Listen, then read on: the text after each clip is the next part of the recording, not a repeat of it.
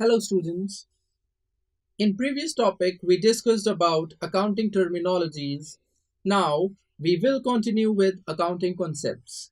Let's start with its meaning. Concept denotes logical consideration and a notion which is generally and widely accepted. These are rules of general application which helps in selection of an appropriate method in particular circumstances.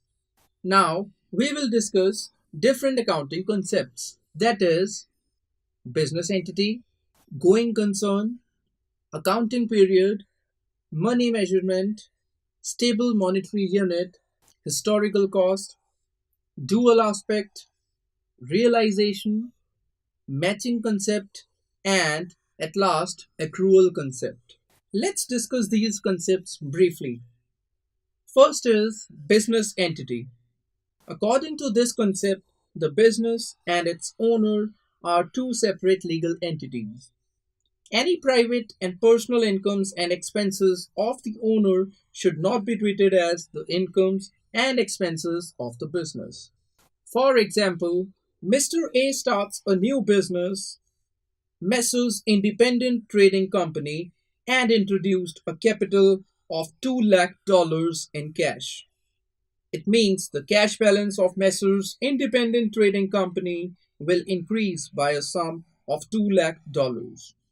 At the same time, the liability of Messrs. Independent Trading Company in the form of capital will also increase. It means Messrs. Independent Trading Company is liable to pay $2 lakh to Mr. A.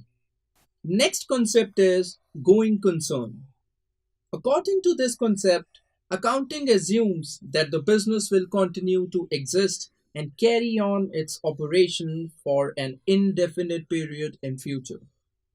We record all the financial transactions of a business in keeping this point of view in our mind that a business unit is a going concern, not a gone concern. Otherwise, the banker will not provide loans, the supplier will not supply goods or services, the employees will not work properly, and the method of recording the transaction will change altogether. For example, a business unit makes investments in the form of fixed assets and we book only depreciation of the assets in our profit and loss account, not the difference of acquisition cost of assets less net realizable value of the assets. The reason is simple.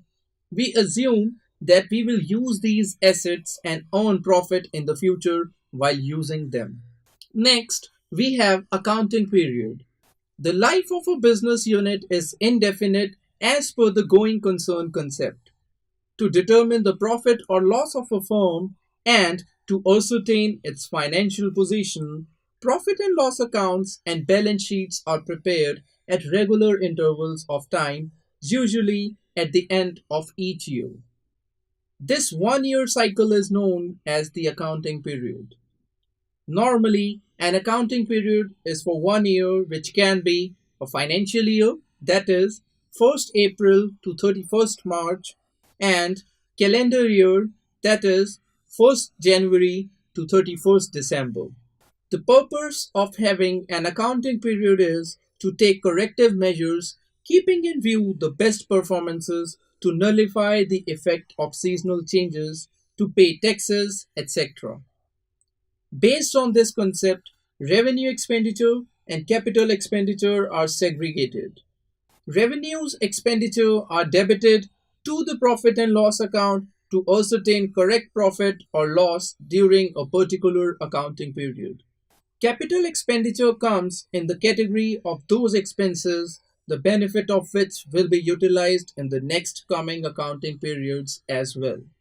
Accounting period helps us ascertain correct position of the firm at regular intervals of time, that is, at the end of each accounting period.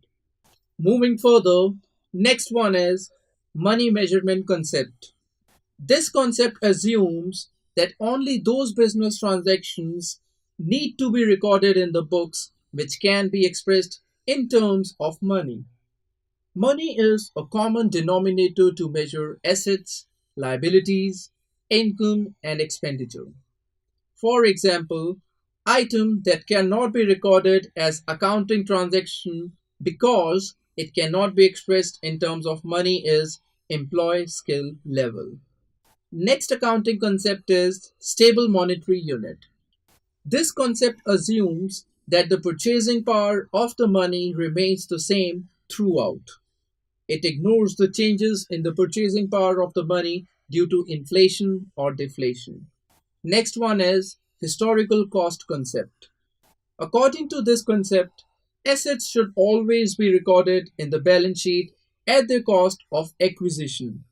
This concept ignores the market value or current value of the assets. For example, goodwill is not recorded if nothing is being paid for it. Next concept is dual aspect concept. For every debit, there is a credit. Every transaction should have a two-sided effect to the extent of same amount. It states that every transaction affects two accounts in their respective opposite sides. This concept results into the accounting equation. For example, if we buy some stock, then it will have two effects. The value of stock will increase, and it will increase our liability in the form of creditors. Next concept is realization concept. This concept states that revenue should be included in the books of accounts only when it is realized. The term realization means creation of legal right to receive money. According to this concept, sale should be recorded in the books when right to receive cash on the sale of goods or services has been created. And the second last concept is matching concept.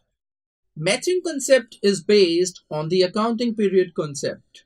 The expenditures of a firm for a particular accounting period are to be matched with the revenue of the same accounting period to ascertain accurate profit or loss of the firm for the same period. This practice of matching is widely accepted all over the world.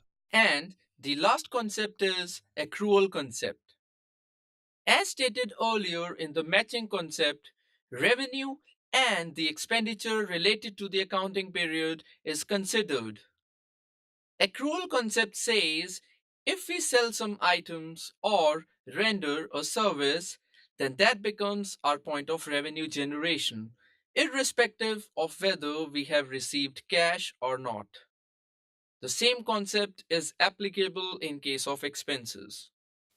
All the expenses paid in cash or payable are considered and the advance payment of expenses, if any, is deducted. Most of the professionals use cash basis of accounting. It means the cash received in a particular accounting period and the expenses paid in cash in the same accounting period is the basis of their accounting. For them, the income of their firm depends upon the collection of revenue in cash. Similar practice is followed for expenditures. It is convenient for them, and on the same basis, they pay their taxes. I hope you all are clear with accounting concepts which we have discussed. Thank you.